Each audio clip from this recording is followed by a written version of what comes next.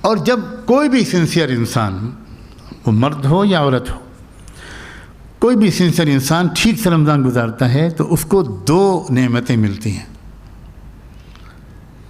ایک تو یہ کہ جب واقعی کوئی انسان اپنے اندر ایمانداری سے جھانکنے کی کوشش کرتا ہے تو اس کو اپنی کچھ غلطیوں کا احساس ہوتا ہے، کیا کیا مس کر رہا ہوں میں، کیا مجھ میں کمیاں ہیں، کیا میں اپنی آنکھوں کا صحیح استعمال کر رہا ہوں یا غلط کر رہا ہوں، وغیرہ وغیرہ وغیرہ، لمبی لسٹ ہوتی ہے۔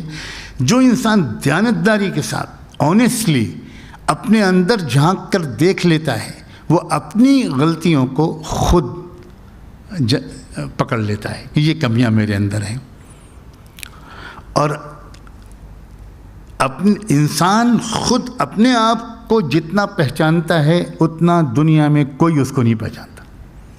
یہ الگ بات ہے کہ وہ ڈینائی کرتا ہے اور فالس ایکسکیوز ڈھونڈتا ہے، لیکن اگر انسان سنسیئرلی اپنے کو امپروو کرنے کا فیصلہ کر لے تو کسی انسان سے خود اس کی اپنی برائیاں چھپی نہیں رہ سکتی۔ جو شارٹ کمنگس ہیں جو بھی ہر انسان میں ہوتی ہیں، اور زیادہ نہیں ہوتی، یہ بھی بہت ہی پازیٹیو بات ہے، 2 ہی 4 ہوتی ہیں، باقی بہت خوبیاں ہوتی ہیں ہر ایک کے اندر، لیکن 2-4 غلط حرکتوں یا کمیوں کی وجہ سے ہماری انسانی ترقی رکی ہوئی ہوتی ہے۔ جیسے آپ میڈیکل سائنس میں دیکھتے ہیں کہ ایک بیماری کافی ہے انسان کی صحت کو خراب کرنے کے لیے، کیا اس کو 5 بیماریاں ضروری ہیں، 10 بیماریاں ضروری ہیں؟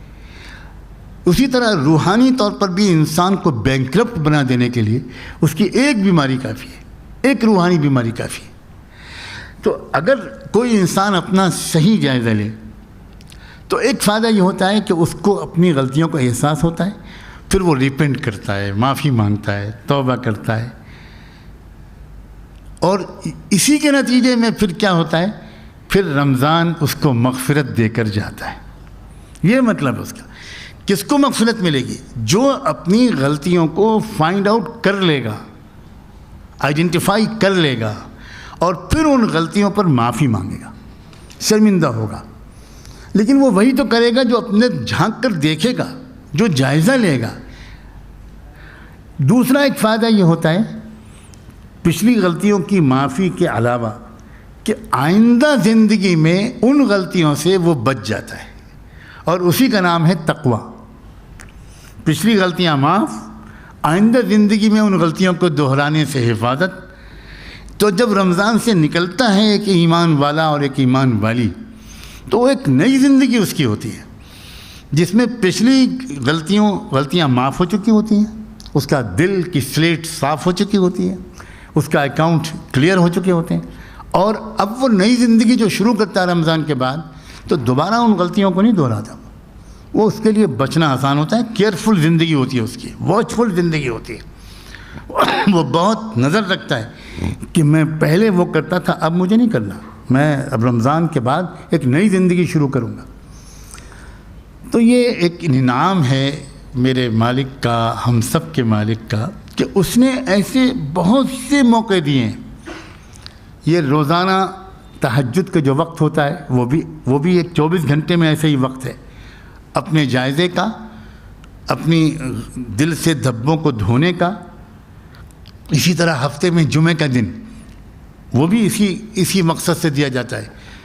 پھر سال میں رمضان اور زندگی میں حج، یہ سب موقع ہیں، کیونکہ یہ اللہ تعالیٰ اس بات کو خوب جانتے ہیں اپنے بندوں اور بندیوں کی اس نفسیات کو، کہ ان کو اپنی زندگی کو بدلنے کے لیے کسی ٹرننگ پوائنٹ کی ضرورت ہوتی ہے۔ کچھ ایسا موقع ان کی زندگی میں آیا جس میں وہ روزمرہ کی زندگی سے تھوڑا الگ اپنے اندر جھانک کر دیکھیں۔ یہ موقع اللہ تعالیٰ دیتے ہیں، اور یہ رمضان دراصل اسی کا موقع ہے۔